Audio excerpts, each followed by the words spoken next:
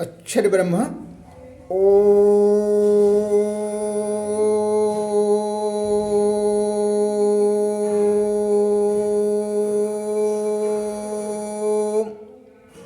हरि ओम।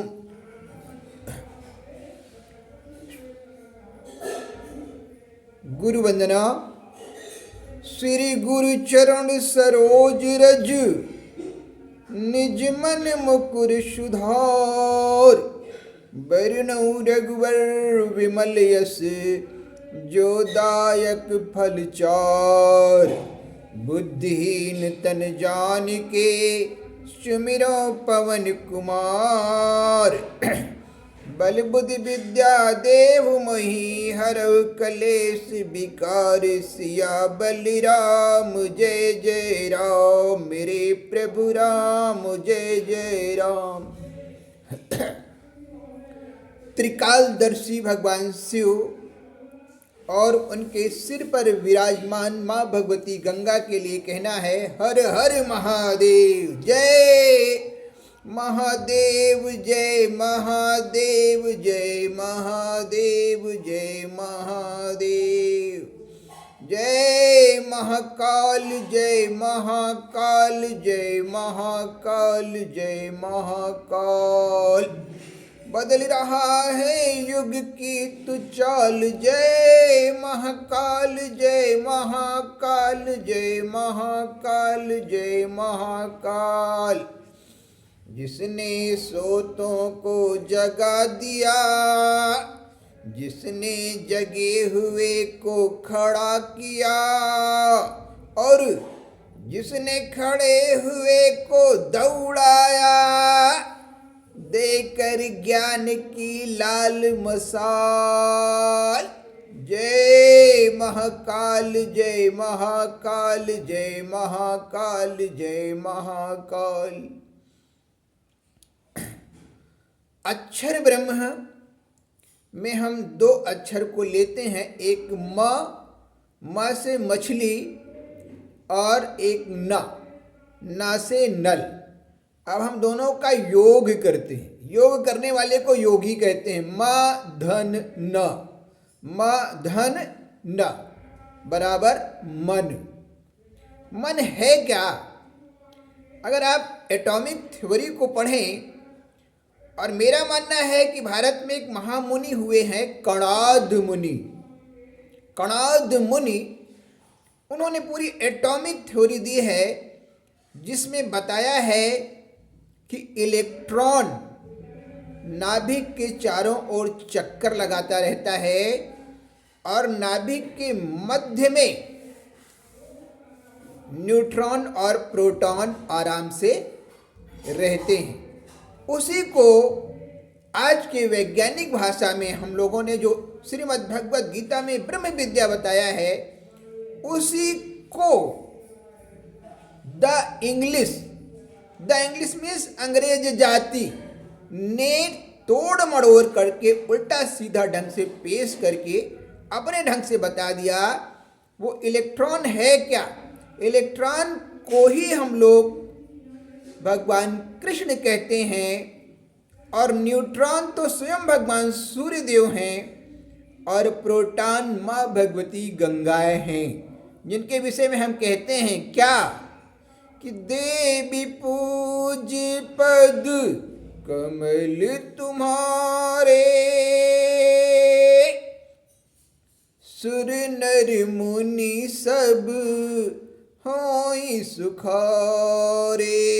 राम सिया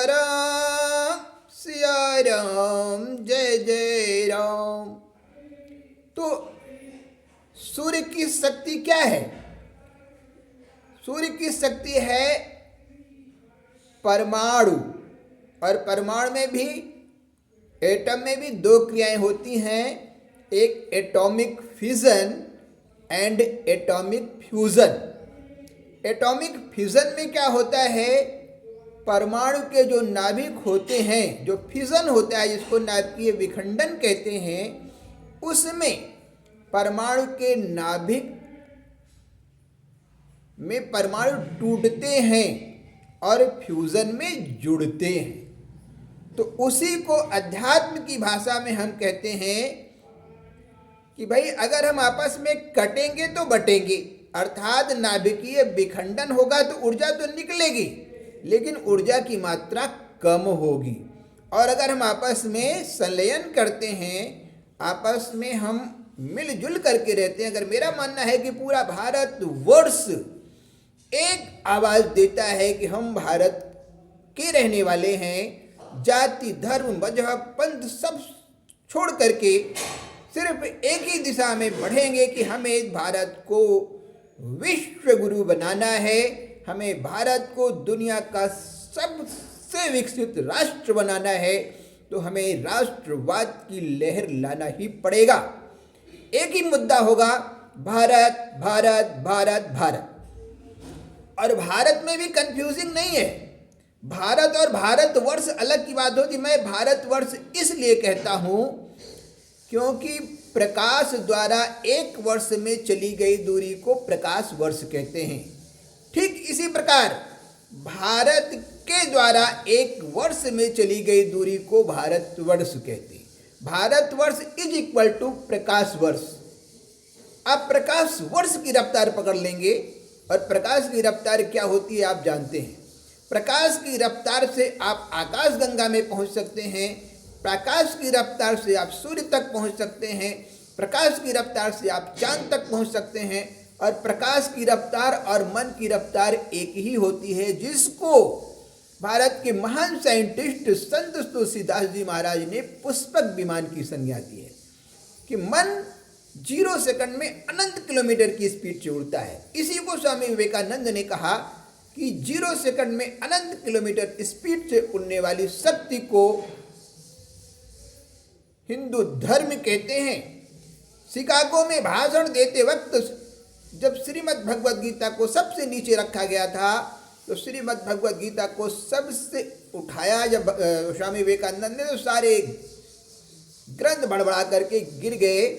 और स्वामी विवेकानंद ने कहा, dear and respected brothers and sisters of America.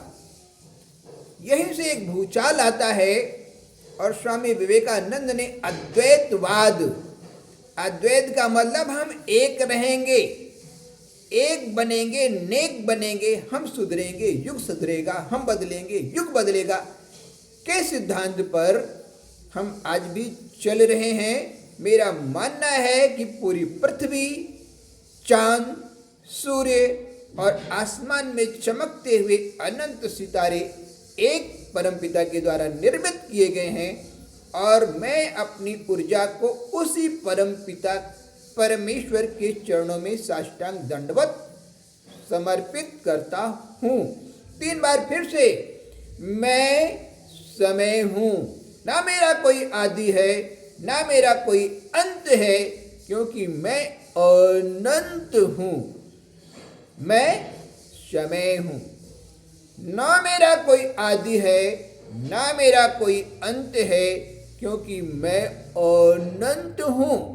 उसी अनंतता को अध्यात्म की भाषा में आत्मा कहा गया है। आत्मा नैनम चिंतन्ति शस्त्राणि, धरती के सारे एटम बम फोड़ दीजिए तब पर भी आत्मा नहीं मर सकती। आसमान में चमकते हुए सूर्य की एक किरण को तोड़ पाना किसी भी दुनिया के साइंटिस्ट के लिए असंभव है। और अगर ऐसा कोई कर सकते हैं तो संत तुलसीदास जी महाराज कर सकते हैं, रामायण के रचनाकार महर्षि वाल्मीकि जी महाराज कर सकते हैं, वेद व्यास जी महाराज कर सकते हैं, भगवान कृष्ण कर सकते हैं, भगवान राम कर सकते हैं, स्वामी विवेकानंद कर सकते हैं, दयानंद सरस्वती कर सकते हैं। और भारतवर्ष में तो संतों की तो पूरी फौज है, एक से बढ़कर एक संत, एक से बढ़कर एक ऋषि मुनि, जो पूरे अखिल विश्व ब्रह्मांड को चला रहे हैं। ऐसे संतों के चरणों में रह करके ये कहते हुए गर्व होता है कि गर्व से कहो हम हिंदू हैं, क्योंकि हिंदू में वसुधैव कुटुंबकम की भावना होती है। पूरी वसुधा को, पूरी पृथ्वी को अपने परिवार मान लेने की क्षमता होती है। इसके अतिरिक्त दुनिया की किसी भी संस्कृति में ऐसा नहीं है। बात बहुत लंबी ना खींचे, आपको, आपके माता पिता को, आपके पूरे परिवार को और अपने त्रिकालदर्शी सद्गुरु भगवान महाकाल और ज्ञान गंगा माँ भगवती के चरणों में साष्टांग समर्पित। जय श्री हरि। एक बार फिर से अक्षर ब्रह्म ओम हरि ओम। अक्षर में एक एक अक्षर आ जाते हैं। अगर अंग्रेजी में ए से जेड तक 26 अक्षर है तो अक्षर ब्रह्म भी 26 हो गए। जितने अक्षर उतने ब्रह्म। और शब्द ब्रह्म का मतलब होता है, जैसे अंग्रेजी में 8 शब्द होते हैं, noun, pronoun, adjective, verb, adverb, preposition, conjunction, interjection, कुल 8 शब्द हो गए। तो अंग्रेजी में शब्द ब्रह्म कितने हुए? 8 हो गए। अंग्रेजी भाषा में शब्द ब्रह्म 8 हैं और अक्षर ब्रह्म 26 हैं। इसलिए मेरे प्यारे बच्चों, मैं आपको प्रणाम करता हूँ। अपनी भारतीय संस्कृति को पहचानो, अपने ज्ञान को पहचानो, अपनी क्षमता को पहचानो और सारे विश्व को दिखा दो कि तुम किसी से कम नहीं हो। तुम्हारी संस्कृति, तुम्हारा विज्ञान अनादिकाल से, अनंत काल से दुनिया से सबसे महान था, आज भी है और अनंत वर्षों तक रहने वाला है। भारत माता की जय।